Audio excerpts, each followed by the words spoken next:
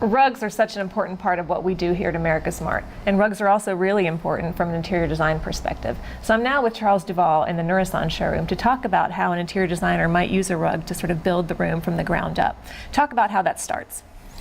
Normally, when you're looking into a rug for a room, really you're looking at, are you traditional, are you transitional, are you contemporary with the look that you're going with inside the room? Most times pattern plays a lot with maybe as far as for the colors that you can put in as accents for that application. Do you find that designers start with a color story, or do they look at the sort of style story first? It's a bit of both. Most times style is usually what they're looking at as far as for the fabric. If we're looking in terms of just really what works for the look, do we want to be busy or do we want to be more plain? And from a furniture store perspective, rugs are so important for making the rest of furniture look good. How do you get that message across to furniture stores? Well, it really comes down with the luster. A lot of things to work with in the color scheme. If you're going with a cool tone or if you're going with warm tones, most times with furniture, we're looking, they're very plain, and you probably want to make a more of a pattern and statement of the floor.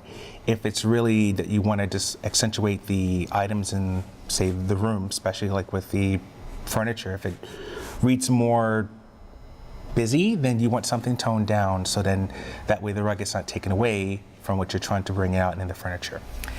Rugs are so much more versatile than they used to be, so in terms of their construction and where they're able to be used now, talk about some of the opportunities for the use of rugs in sort of non-expected places. Well, for instance, you could do rugs on the walls. And you can also do rugs anywhere as far as for on the floor. I've even seen rugs used in terms of just artwork wise, where the floor is the fifth wall. So in that sense, you want to basically make that accent point of your room, if not overpowering the area. So it really just play off where you want the rug to make a statement for you. And I know some of the ways that they make rugs now, you can really use them in children's rooms, you can use them outdoors, you can use them in kitchens, sort of rooms where traditionally you wouldn't have necessarily thought a rug would be an effective place because they get dirty and they're stained, they're hard to clean. But now with all the new technologies, rugs are so much more versatile than they've ever been. Which is true. In terms of even just looking at the stairs, most times, you know, it's very traditional. Now you have rugs that seem very out there in the box, where it's not just necessarily on your stairs, it could be anywhere else where you want the design to go. It just in terms of construction, how you want it made. Is it indoor quality? Is it more of an ideal where we want a softer plushness? So really, rugs have come a long ways just from being typically a Persian design. And the trend toward hard surfaces and hardwood floors throughout homes and not just sort of in your main living space seems like just so many opportunities to really be carrying rugs for a lot of different rooms. That's correct.